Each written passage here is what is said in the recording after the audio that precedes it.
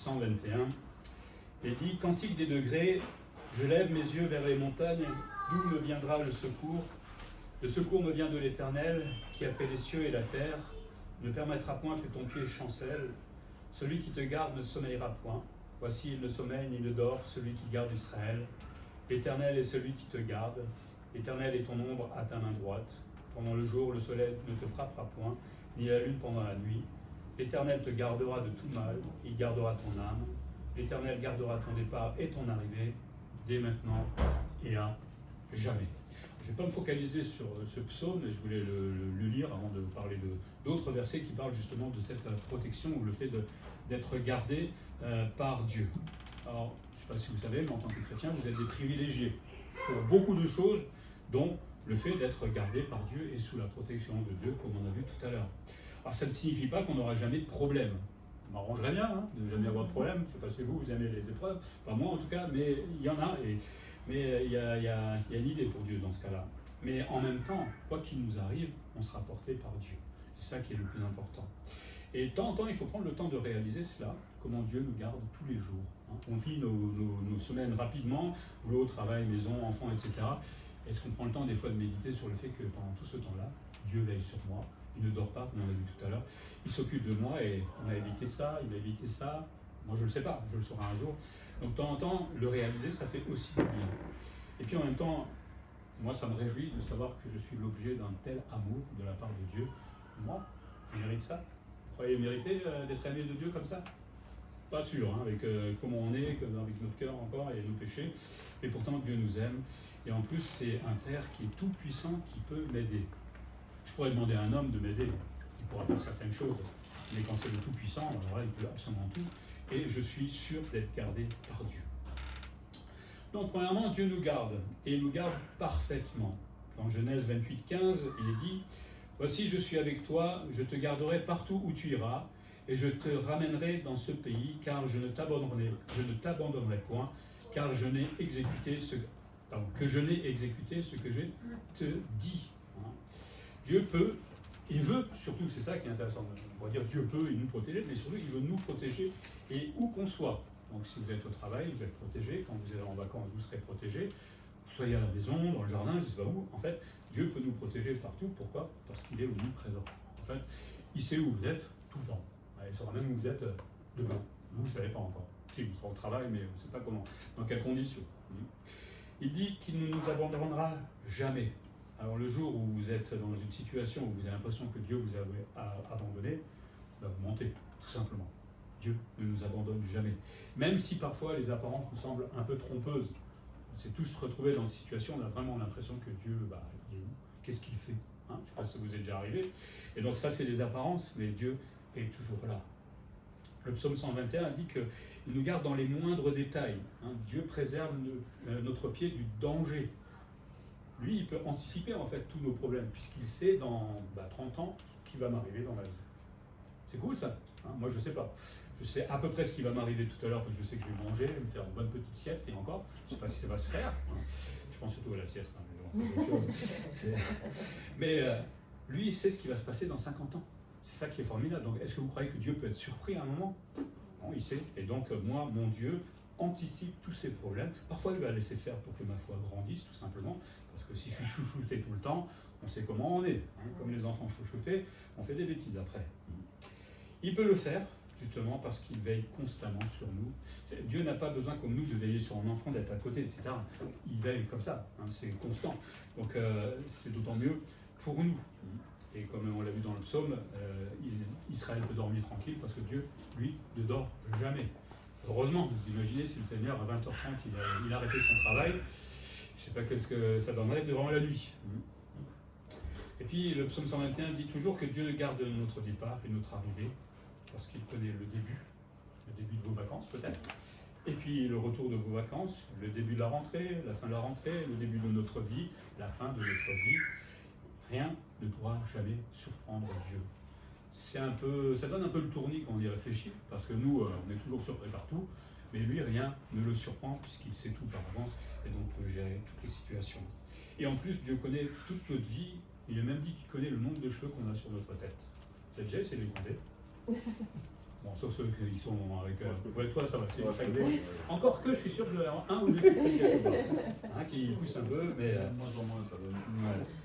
Mais Dieu connaît toute notre vie, il connaît absolument tout, et donc forcément, il peut anticiper et il peut nous garder dans toutes les circonstances. Dieu nous garde, nous protège, parfaitement. Dans le psaume 25, 20, il est dit, si ça veut bien fonctionner, garde mon âme et sauve-moi, que je ne sois pas confus quand je cherche auprès de toi mon refuge. Ce qui est formidable, c'est que Dieu non seulement nous garde, mais nous permet de nous réfugier en lui, puisqu'il est notre refuge.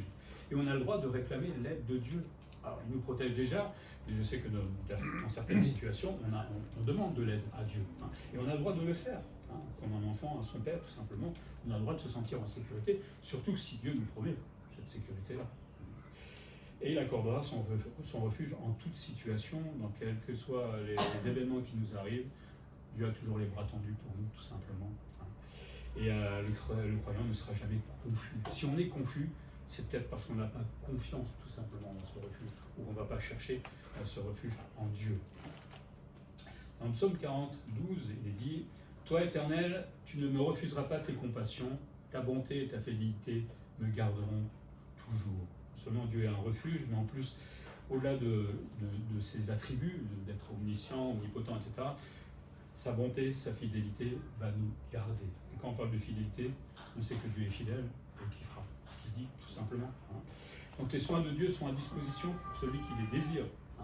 Je pense qu'en tant que chrétien, vous aimez être protégé par Dieu, j'imagine quand même. Et on le demande.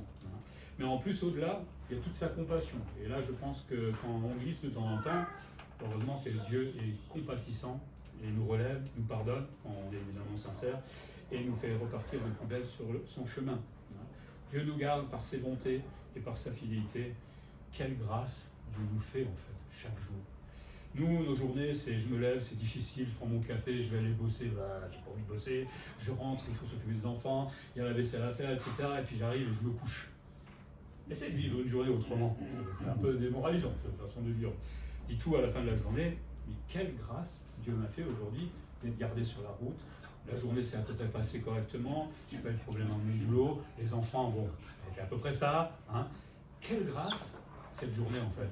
Souvent on est complètement abattu à la fin de la journée, on pense déjà à la journée suivante. Regardez les choses autrement et vous allez voir que ça change la vie tout simplement. Donc la Bible affirme que Dieu nous garde durant notre vie et nous protège de tout danger. Alors comment Dieu nous garde ? Alors, il y aurait beaucoup de choses à dire là, mais on va essayer d'être synthétique. Dieu peut nous garder déjà à cause de sa personne, on l'a dit. On l'a vu, il ne dort jamais, il veille sur nous, il a tout le temps. Comme il est omniscient, ça veut dire qu'il sait tout par avance, et même dans des milliards d'années, il sait déjà, nous ne sait rien. Donc, quand vous êtes comme ça, vous pouvez garder quelqu'un, il n'y a aucun problème. Et quand vous savez absolument tout, vous pouvez gérer aussi toutes les situations. Et surtout, il nous démontre ici, parce qu'au-delà du fait qu'il sait tout, etc., il nous montre combien il est un vrai père pour nous, en fait. Un papa qui nous garde, qui nous aime et qui veut protéger tout simplement ses enfants. Ça aussi, c'est bien de temps en temps de voir Dieu comme un père qui nous protège, qui nous aime. Pas seulement faire le point sur le fait qu'on est protégé, mais comment on est protégé, avec amour aussi, de la part de Dieu. Dieu nous garde parce qu'il nous connaît. On l'a dit, alors dans le psaume 121, le côté droit, c'est le côté de la faveur. C'est d'une certaine manière, c'est que Dieu accorde toutes ces faveurs aux pèlerins, à nous, qui sont voyageurs sur la terre. Concernant l'ombre, on va y arriver, dans le psaume 121, ça symbolise aussi la protection. On est sous l'ombre de Dieu, ça nous protège du soleil, de tous les dangers, enfin tout ce qu'on peut vivre. Vous voyez bien qu'est-ce qui se passe quand vous mettez à l'ombre, généralement quand il y a beaucoup de soleil, ça va déjà beaucoup mieux. Et là, on est le soleil, entre guillemets, c'est Dieu qui nous protège. Et surtout, dans Exode 14, il est dit « L'Éternel combattra pour vous, et vous, gardez le silence. » J'aime beaucoup ça, parce que dans cette protection, dans les difficultés qu'on peut rencontrer, c'est pas à moi d'aller me battre contre les difficultés. C'est Dieu qui combat pour moi, et moi, je dois garder le silence. Et toi, je m'occupe de tout. Dans toutes les situations, on ne peut pas tout gérer nous-mêmes. On peut faire certaines choses, on peut aller chez le garagiste si la voiture est en panne, mais il y a d'autres situations où on ne peut rien faire. Et là, c'est là où il faudra s'arrêter de combattre nous-mêmes, parce que Dieu veut prendre le relais, tout simplement. Et dans ce cas-là, eh bien c'est Dieu qui va combattre à notre place. Plus besoin de paniquer, chouette, non? Quand même mieux.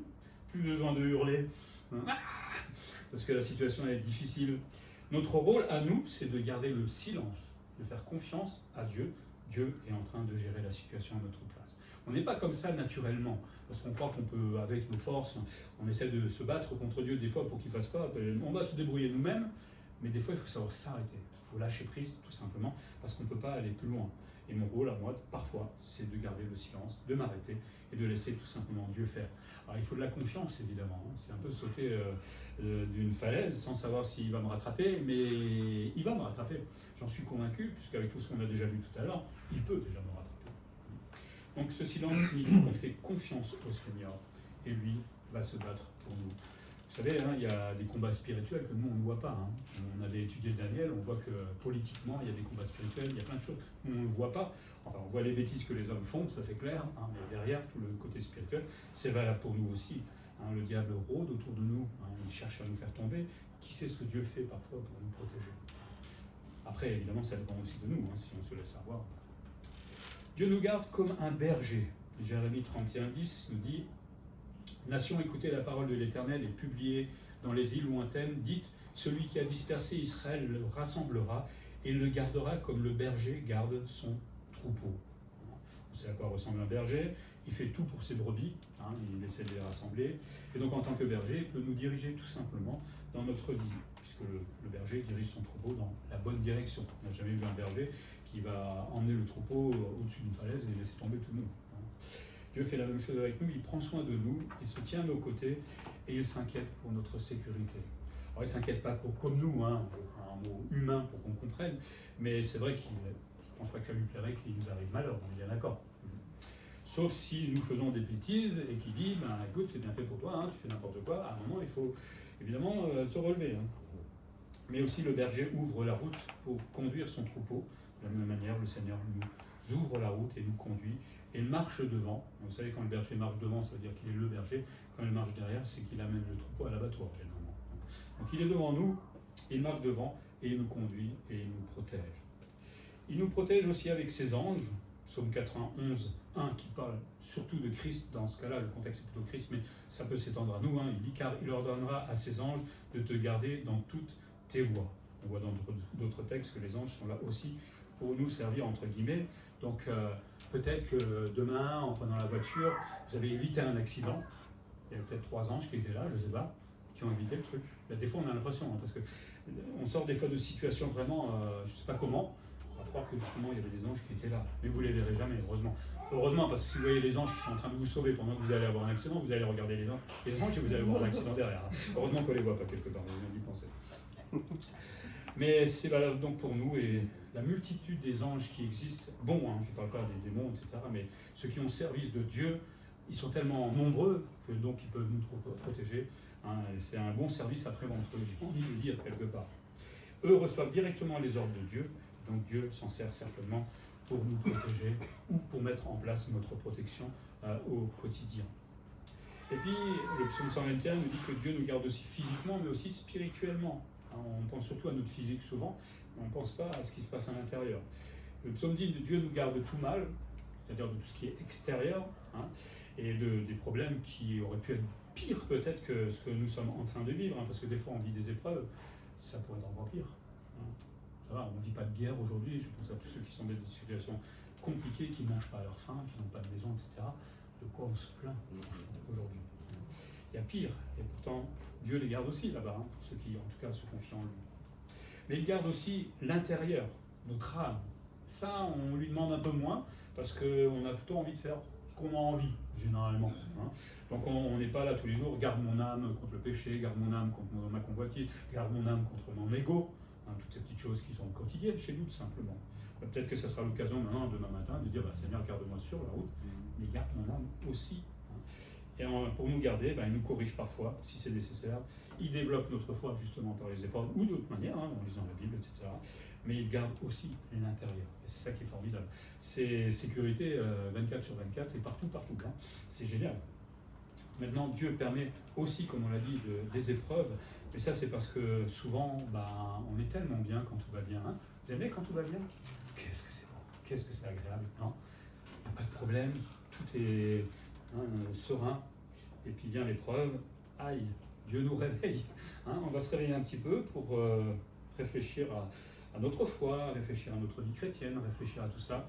Et Dieu le permet justement pour développer notre foi. Donc le Seigneur a bien des manières de nous garder, et on peut le remercier tous les jours. On peut le remercier un jour pour sa protection avec les anges, sa protection avec ses attributs, enfin, on peut le remercier tous les jours pour ce qu'il fait. Donc, est-ce que vous vous sentez en sécurité avec tout ça après? Je ne sais pas, si vous dites non, je ne vous comprends pas, quelque part. Et pourtant, on va crier des fois et on va hurler encore, même si on sait tout ça. Alors, qui est gardé par Dieu? Le psaume 116 nous dit « L'Éternel garde les simples. J'étais malheureux et il m'a sauvé. » Alors, quand on parle des simples, on pourrait plutôt parler des humbles, ce n'est pas les gens bêtes. L'humilité conduit au besoin de la protection de Dieu. Quelqu'un qui est humble sait qu'il n'arrivera pas à se défendre par lui-même ou à combattre par lui-même. Il sait qu'il est faible, même si on a une certaine force. Je ne vais pas dire que je ne suis pas fort dans certaines choses, mais je me calme très vite en sachant que je ne peux pas aller plus loin de toute façon, j'ai mes limites. Et donc, j'essaie d'être humble devant Dieu et c'est le meilleur moyen pour qu'il nous protège. Parce que celui qui est humble dit à Dieu, j'ai besoin de toi, j'ai besoin de ton aide. Il sait qu'il a des limites. Vous avez des limites? On a des limites différentes selon chacun, parce que Dieu permet des épreuves très difficiles à certains et qui nous paraissent si faciles à d'autres, mais qui sont compliquées pour eux. On est tous différents, puis on n'est pas au même stade avancé de la foi, de notre vie chrétienne, etc. Mais on a tous des limites à un moment. Et Dieu sait jusqu'à où je peux supporter. Et donc si je reste humble, Dieu sera toujours comme un père, auquel je vais pouvoir appeler, et surtout que j'aurai besoin. Et quand j'ai besoin de Dieu, Dieu est content. Quand vous n'avez pas besoin de Dieu, Dieu est un peu triste quelque part, parce que vous ne comptez pas sur lui. Et quand on a besoin de Dieu, pour moi, c'est quelque part l'adorer aussi. C'est de dire, je compte sur toi, je te fais confiance, et faire confiance à Dieu, Dieu est content. L'orgueilleux, par contre, ne cherche pas Dieu, ne cherche pas en Dieu un refuge. Il cherche à se débrouiller tout seul. C'est comme ça qu'on faisait autrefois, quand on ne connaissait pas le Seigneur. Il est certain qu'il est assez fort pour lutter seul. Quand on voit ce que ça donne, ça finit souvent en suicide, ça finit en choses terribles, en fait. Finalement, non, l'homme est fort jusqu'à une certaine limite, mais on ne peut pas des fois aller au-delà. Face à une guerre, face à des maladies, face à des choses comme ça, on a nos limites. Il faut l'accepter. Et être orgueilleux, c'est bête, c'est perdre son temps. Et il va vite désenchanter l'orgueilleux, parce que l'orgueil ne sauve pas de toutes les difficultés. Ça peut nous protéger dans certaines choses, certaines situations, mais face à un cancer, vous pouvez faire tout ce que vous voulez, ça ne marchera pas. Il vaut mieux être humble et demander à Dieu de l'aide à ce moment-là, ou au moins d'être accompagné pendant ces moments difficiles jusqu'au bout. Dieu garde celui qui l'aime aussi, nous dit le psaume 145, 20. L'Éternel garde tous ceux qui l'aiment et il détruit tous les méchants. Alors je ne sais pas si vous aimez Dieu, j'espère que oui en tout cas, ou si vous êtes là, c'est que je pense que oui. Mais sachons d'abord que Dieu prodigue ses soins à tous les hommes. C'est écrit dans la Bible, dans Matthieu, il fait pleuvoir sur le bon et sur l'injuste. Il ne fait pas pleuvoir que pour nous, il ne donne pas que les bonnes choses, que pour ceux qui le suivent. Il donne à tout le monde. Et c'est là où on voit l'amour de Dieu. À ces gens qui détestent Dieu, qui ne veulent pas de Dieu, Dieu leur donne quand même de la nourriture, leur donne de la pluie, tout ce dont ils ont besoin. Quel amour Dieu a pour nous. Si c'était moi qui devais le faire, à mon ennemi, vous le feriez, vous? Tu m'as embêté, tu crois que je vais te bénir? Nous, ça ne va pas. Ça, c'est le cœur humain, évidemment. En tant que chrétien, on essaierait de le faire. La Bible nous demande de le faire. Et Dieu s'occupe vraiment de tout le monde, et même s'ils ne veulent pas le reconnaître, de toute façon, Dieu le fait. Donc Dieu offre toutes ses bénédictions un peu à tout le monde, même si elles ne sont pas reconnues par le méchant. À la fin, ils le reconnaîtront, ils seront obligés de le reconnaître parce qu'ils n'auront pas trop le choix. Mais il fait néanmoins la différence entre ceux qui l'aiment et ceux qui ne l'aiment pas. C'est-à-dire ceux qui l'aiment, c'est ceux qui lui font confiance, qui ont accepté Christ, qui ont accepté la grâce. Mais le méchant qui ne l'aime pas, à cause de son orgueil, à cause de toutes ses idoles, Dieu va s'en occuper à un moment ou à un autre. Des fois, il laisse le temps pour qu'il change, mais vous avez vu Israël, à un moment, qui était quand même le peuple élu, qui a fait beaucoup de bêtises, tout le temps, et à un moment, Dieu les a punis sévèrement, et plus d'une fois, il les a punis, parce que l'orgueil était là, c'est bien triste. Donc si le croyant profite des soins de Dieu, que nous sommes nous, le méchant, lui, va subir la colère de Dieu un jour. Pas forcément tout de suite, mais à la fin, parce qu'il n'est pas gardé. Et quand on n'est pas gardé, le diable il fait ce qu'il veut avec vous aussi. Eh oui, le non-croyant, il ne dit pas « je suis le diable ». Il ne le sait pas. Alors, certains le font, évidemment. Il y a des satanistes, mais les autres ne savent pas, se font avoir, se font tout simplement piéger. Mais de toute façon, même si Dieu venait vers le méchant et lui disait « tu veux de mon aide », le méchant il dira « j'en veux pas moi de ton aide, je me débrouille tout seul ». Quand on évangélise des fois, c'est exactement ça. Je me débrouille très bien tout seul, je n'ai pas besoin de quelqu'un là-haut. Dans son orgueil, il ne se rend pas compte ce qu'il attend en fait, parce que le diable est rusé, et une fois qu'il sera en enfer, il va se dire tout le reste de son éternité « zut, je savais, Dieu s'est approché de moi, voulait m'aider, et j'ai refusé ». C'est quand même un choix terrible à faire à un moment dans une vie. Il ne faut pas se tromper. Donc il est préférable d'être humble, je pense, et d'aimer Dieu, parce que c'est là où justement Dieu va nous protéger. Et je crois que la protection de Dieu est quelque chose de vital, en tout cas pour moi, j'espère aussi pour vous. J'ai vraiment besoin que Dieu me protège tous les jours. Puis les conséquences pour le croyant.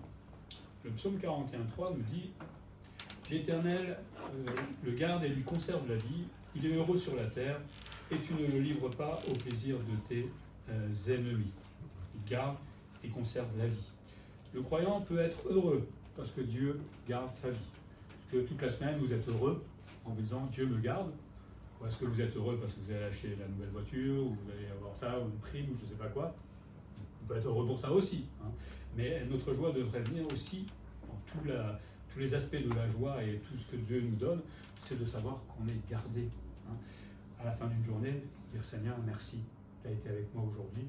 Souvent, je le dis après des journées un peu houleuses, qui sont des fois très compliquées chez moi, mais merci Seigneur d'avoir été là, d'avoir pu terminer à temps, de ne pas avoir de problème avec les gens, etc. Parce que moi, je vois beaucoup de gens. Et des fois, ça peut être assez dangereux. Mais voilà, merci Seigneur, tu m'as gardé.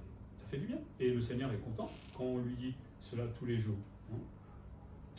Le fait de savoir que Dieu nous garde, ça doit nous rassurer aussi face à l'ennemi, face aux difficultés. On l'a dit tout à l'heure, j'ai un ennemi devant moi, ok, pas de souci, je suis humble, je compte sur Dieu, c'est Dieu qui va combattre pour moi. Tranquille quand même comme ça, non? C'est quand même mieux que de devoir aller me battre contre l'ennemi. Je n'ai pas à aller le confronter.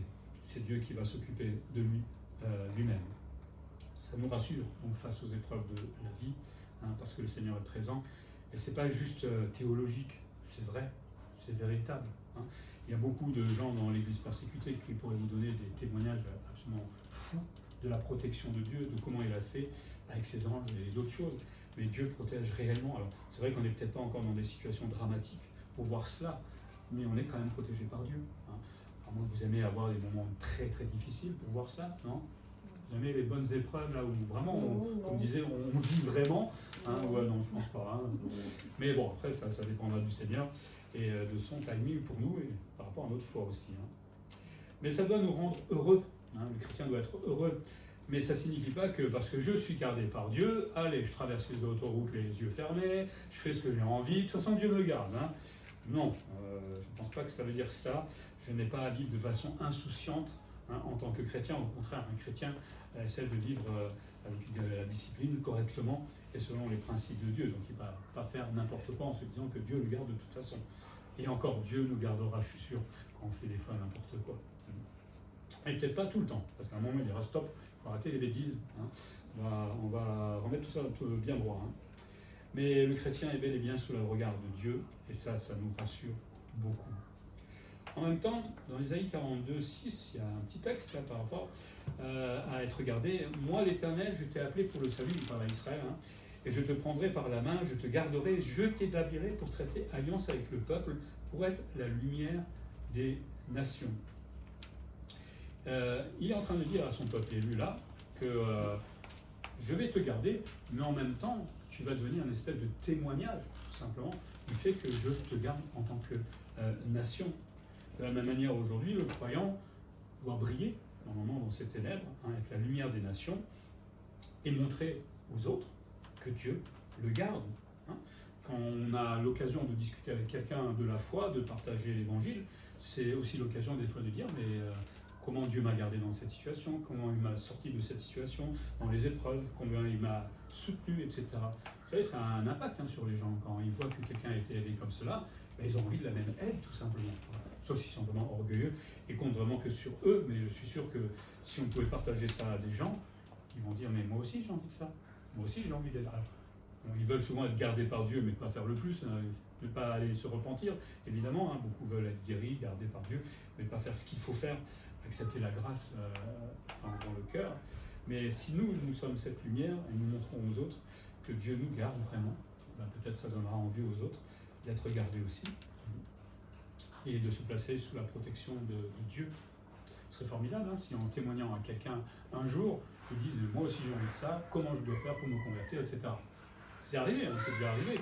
Et si ça pouvait nous arriver à nous, ça serait bien durant cette semaine, hein, chacun rencontre quelqu'un, on lui parle de Dieu, de sa protection, il se convertit dans la semaine, et la semaine prochaine on est le double. C'est pas chouette, hein, ça marche comme ça. Hein. Ça serait tellement bien, mais ça ne marche pas comme ça.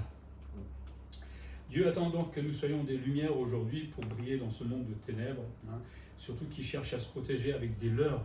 Le monde, face à l'épreuve, cherche mille et une manières de se protéger. Il essaye avec ses forces, il essaye avec de l'occultisme, il essaye avec des cartes, il essaye avec je ne sais pas quoi, et en fait tout ça c'est des leurres. Hein.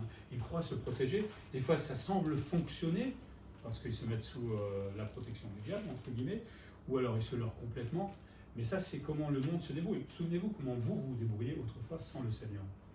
C'était pas joli, ce qu'on faisait. On est prêt à faire n'importe quoi, à se prosterner devant une idole en bois, etc., en lui demandant de nous aider, hein, parce qu'on ne peut pas s'en sortir autrement. Heureusement que le Seigneur nous a tapé sur la tête à un moment de notre vie. Hein. Et nous sommes là justement pour leur dire qu'il y a une autre manière de pouvoir être protégé dans la vie. Et c'est justement les bons soins de Dieu. Hein. À nous d'annoncer ces bons soins de la part de Dieu et leur montrer l'amour que Dieu leur porte. Hein. Quand on peut évangéliser, il faut leur montrer que Dieu les aime. Et l'amour dans ce monde, on n'a pas beaucoup. Hein. Alors on aime sa famille, on aime peut-être quelques copains ou amis, mais l'amour comme Dieu nous aime, ça je ne le vois pas souvent, hein, à part entre chrétiens évidemment. Donc leur rappeler que quelqu'un là-haut les aime vraiment, et le monde a besoin d'amour, beaucoup, hein, beaucoup ont besoin d'amour aujourd'hui. Mais alors si le Seigneur nous garde après tout ce qu'on vient de voir, hein, qu'est-ce que ça doit nous faire, hein, nous pousser à faire? Je pense être reconnaissant. Et pas juste un jour, après avoir été sauvé d'un accident, merci Seigneur, tu as été là, tu m'as sauvé, allez, basta, 3 semaines plus tard, complètement oublié. On est comme ça, hein. On est comme ça, hélas. Hein. Je pense qu'être reconnaissant, c'est quelque chose qui est quotidien, et pas que dans les situations les plus extrêmes. J'ai été gardé hier, la journée s'est très bien passée, j'ai eu aucun problème, Dieu m'a gardé, merci Seigneur pour cette belle journée ensoleillée, avec la chaleur, etc. Merci pour cela. Soyons reconnaissants pour cette protection que nous recevons. Les accidents évités, les soutiens dans l'épreuve, nous avoir aidés dans telle situation qui était bloquée, dans le travail, avec les enfants, des fois, dans les situations compliquées. Merci Seigneur pour tous ces moments où tu es avec moi. Merci de nous avoir protégés des dangers que nous ne voyons pas aussi, tous ces problèmes qui sont évités, que nous ne voyons pas. Et en fait, il faut dire merci tout le temps, quoi. Quasiment. Enfin, on ne va pas faire que ça toute la journée. Il faut aussi travailler et vivre. Hein, mais je pense qu'au moment où on fait notre culte personnel, ou au moment où on prend du temps pour prier, ben, au lieu de dire « Seigneur, j'ai besoin, merci Seigneur pour tout ce que tu as fait pour moi durant cette journée, merci pour ce que tu feras demain, pour cette journée, pour la semaine prochaine, etc. » Et je pense que cette reconnaissance authentique, hein, parce que merci Seigneur pour ça, je l'ai fait au moins comme ça, non mais quand c'est authentique, sincère, dans le cœur, je pense que Dieu est vraiment honoré. Hein. Et on voit là tout l'amour de Dieu pour nous, tout simplement. Mais si Dieu nous garde aussi, ça veut dire qu'on doit être obéissant. C'est-à-dire de notre manière de vivre au quotidien. Hein, c'est bien d'être gardé par Dieu, mais si je commence à faire n'importe quoi, à un moment Dieu arrêtera pour nous réveiller, comme il l'a fait avec Israël. Il l'a gardé plusieurs fois de peuples qui voulaient les envahir, mais Israël a continué à faire n'importe quoi, idolâtrer, pécher. À un moment, Dieu a enlevé la protection, et vous avez vu ce que ça donnait. 70 ans de captivité, puis après, quand Jésus est mort, et puis quand Jérusalem a été envahie par les Romains en 70 après Jésus-Christ, et pendant 2000 ans, Israël était en errance. Attention, quand on joue avec Dieu, il ne faut pas jouer avec Dieu. Dieu nous protège, mais si on fait n'importe quoi à un moment, eh bien, la protection saute. Et là, on voit la différence. Vraiment, on voit la différence quand Dieu me protège et quand il ne me protège pas. Ne demandez pas à être protégé si vous voulez traverser une autoroute les yeux fermés. Hein. Juste pour montrer votre foi ou je ne sais pas quoi. Bon, je ne pense pas que vous allez le faire. Hein. Même les yeux ouverts. Hein. Ça sera pas une autoroute comme ça. Mais vous voyez ce que je veux dire. Des fois, on se met dans des situations peut-être qui peuvent être compliquées on le sait, et on se dit peut-être Dieu va me garder, et donc je vais quand même oser faire la chose, alors que je ne suis pas convaincu à 100% que Dieu est d'accord avec, je le fais quand même, et Dieu ne me garde pas. Et après, dire, ah Dieu, tu ne me gardes jamais, tu ne me protèges pas, tu mens, etc. Non, c'est nous qui avons fait n'importe quoi. Parce que j'étais conscient de ce que j'étais en train de faire. Donc Dieu nous protège, mais avec la limite de ne pas faire n'importe quoi non plus. Encore que, je pense que des fois on va un peu trop loin dans certaines choses, et pourtant Dieu nous protège. Mais bon, si on pousse le bouchon un peu loin, à un moment Dieu va dire stop. C'est pour nous réveiller tout simplement, et nous rattraper dans nos bêtises. Donc de la même manière, Dieu nous protège si nous suivons évidemment son chemin et ses commandements. Donc Dieu nous garde, ça nous pousse à être reconnaissants, mais ça nous pousse aussi à être obéissants au quotidien et à marcher selon tout simplement ses préceptes. Le chrétien est heureux en fait. En fait, il est toujours heureux, le chrétien. C'est embêtant pour ça, non? C'est l'ennuyant d'être toujours heureux, non? Vous aimez être heureux? Non. Vous n'avez pas l'air convaincu comme ça. Moi, j'aime bien être heureux, j'aime bien quand tout va bien. Et j'aime bien être heureux quand tout va mal aussi.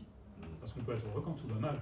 Alors, évidemment, toujours, comme je dis, avec la petite larme qui coule sur le côté, parce que bon, on n'aime pas avoir mal, on n'aime pas l'épreuve, etc. Mais en même temps, ok, la situation me semble compliquée, mais Dieu est à côté de moi. Donc tout va bien, en fait. Tout va bien. Il faudra juste attendre le petit temps qu'il faudra pour que les choses se remettent peut-être en place, que la situation... et puis, mais Dieu est toujours là, donc il n'y a aucune tristesse à avoir, aucun désespoir à avoir dans toutes ces situations. Dieu est avec moi, et donc le chrétien se réjouit de se savoir protégé par un Dieu tout-puissant. Il faut prendre le temps, quand je dis Dieu tout-puissant, souvent on le dit très vite comme ça, lâché. Qu'est-ce que ça voudrait dire Dieu tout-puissant? Prenez le temps une fois de méditer là-dessus. Alors Dieu peut me protéger, on l'a dit, d'un accident de voiture, peut me protéger de la guerre peut-être. Le Seigneur nous demande de prier pour notre pays, pour les autorités, justement pour qu'on soit en paix, qu'on ne soit pas persécuté. Est-ce qu'on le fait? On est peut-être sur l'autoroute là si on ne le fait pas justement. De se dire Dieu nous garde en France, tout va bien pour l'instant, je n'ai pas besoin de prier. On n'est pas en train d'obéir à Dieu à ce moment-là. Attention, on est peut-être sur l'autoroute à traverser avec les yeux fermés. Dieu nous protège et parce qu'il est tout-puissant, et cette toute-puissance, c'est tellement infini et incompréhensible devant nous. Mais prenons le temps de méditer là-dessus, et finalement, plus on médite sur sa toute-puissance, et plus on se sent tranquille, serein, heureux, et on se sait vraiment protégé. Pour terminer, prenons le temps de méditer sur cette protection. Je n'ai pas pris tous les versets de la Bible, il y en a beaucoup, beaucoup plus, mais prenons le temps de méditer justement sur cette protection de Dieu que le Seigneur nous offre tous les jours comme un père. Comme vous, en tant que papa ou maman, vous essayez de protéger vos enfants. J'espère que les enfants sont reconnaissants quand même. On reconnaît ça plus tard, quand on est un peu plus âgé, généralement, on ne se rend pas compte parce que les parents, c'est souvent en éducation, on ne peut jamais faire ce qu'on veut, mais ils vous protègent justement, je parle aux enfants, petit message subliminal quelque part. Mais Dieu nous protège de la même manière, comme un père, et chaque jour, il s'inquiète pour nous, il nous aime pleinement, et il met tout en place pour que notre journée se passe bien. À nous de le reconnaître, à nous d'avoir ça dans notre tête le plus souvent possible. Et sachons le remercier aussi pour les forces, la foi qu'il nous donne dans les épreuves. On traverse l'épreuve, on crie à Dieu, j'ai besoin de toi, et le Seigneur nous aide, on lui dit vite merci comme ça, et puis on reprend notre vie en disant enfin ça va mieux. Je trouve pas ça très poli, entre guillemets. Je pense que même si ça fait 3 mois que l'épreuve est passée, soyons toujours reconnaissants de ce que Dieu a fait autrefois, et qu'il fait aujourd'hui, qui est peut-être moins grave, moins difficile, plus facile pour nous à vivre peut-être, mais on est toujours dans la difficulté, j'ai envie de dire tous les jours. Chaque fois que vous prenez une voiture, pour moi, je suis en danger. On ne sait pas ce qui peut se passer. C'est pour ça que moi, je prie chaque fois que je prends la voiture. J'oublie des fois. Je dis, mais je sais que je suis sous la protection de Dieu. Ça va. Mais c'est bien quand même de se dire que je vis, mais je suis quand même des fois dans un inconfort où peut-être je peux me retrouver dans ces situations très rapidement, très compliquées. Mais Dieu est là. Et donc je peux le remercier et je peux lui faire confiance tout simplement dans ces situations-là. Et comme on l'a dit, si l'occasion se présente, partageons notre confiance en Dieu. Peut-être qu'en face, on va vous regarder avec des yeux bizarres et dire c'est qui ce gars, il vient d'où, c'est quoi ce Dieu, il me raconte. Bon, c'est pas grave, il comprendra peut-être un jour, mais peut-être que quelqu'un, ça va lui parler, peut-être qu'il a besoin de ça justement dans sa vie. Peut-être qu'il a besoin d'amour, il a besoin de faire confiance à un Dieu, à quelqu'un, à un autre Dieu en tout cas, peut-être que justement il va accepter cela dans sa vie Et qui sait s'il n'acceptera pas tout simplement la grâce de Dieu. Voilà, vous sentez gardé par Dieu après tout ça? Maintenant, alors là, je recommence à zéro. On continue. Prenez le temps de lire la Bible, parce qu'en lisant la Bible régulièrement, surtout dans les psaumes, vous allez tomber sur le fait qu'on est gardé par Dieu. Ça fait du bien de le savoir tous les jours. On va prier. Seigneur, oui, qui sommes-nous pour pouvoir être gardés par Dieu? Nous, les hommes qui pêchent, sont souvent désobéissants, loin de faire ta volonté. Et malgré tout, tu te plais à nous garder chaque jour, au-delà même de ce qu'on te demande, de ce que l'on voit. Seigneur, quelle grâce, quel amour tu nous portes chaque jour. Et nous voulons ce matin en prendre conscience, être reconnaissant aussi pour tout ce que tu fais pour chacun d'entre nous, Seigneur. Et chaque fois que tu nous protèges, non pas quand il y a une grande épreuve, mais demain, peut-être quand la journée se passera bien, que nous puissions avoir un petit moment à te dire tout simplement merci Seigneur pour cette journée, de m'avoir protégé des choses simples peut-être de la vie, mais aussi des compliquées ou de celles que je n'ai pas vues, mais simplement d'avoir un petit poussé de reconnaissance pour ce que tu as fait pour moi dans ma journée. Merci aussi parce que je sais que ma prochaine épreuve peut-être arrivera bientôt, mais je suis gardé par toi Seigneur. Alors viens épreuve, j'ai pas peur parce que je suis avec le Seigneur. Et il me gardera, il me protégera. Je pleurerai un peu, mais je sais que j'en sortirai parce que Dieu est tout-puissant, parce que Dieu est omniscient, parce qu'il sait tout à l'avance et il sait comment m'en sortir. Mais aussi parce que des fois, il veut tout simplement me faire grandir dans la foi et ça, j'en ai besoin, évidemment, au quotidien. Voilà, Seigneur, nous voulons être reconnaissants ce matin de nous garder. Je pense à ce monde qui essaie de se garder lui-même. Catastrophe, ça donne quoi? Des guerres, de l'orgueil, des choses complètement folles. Parfois, alors nous sommes la lumière justement dans ce monde, donne-nous de pouvoir l'éclairer et donne-nous peut-être durant cette semaine une occasion de témoigner de l'amour que tu portes à ces gens et du fait que tu veux aussi les garder durant toute leur vie. Merci pour tout Seigneur et en Jésus-Christ nous prions. Amen. Amen.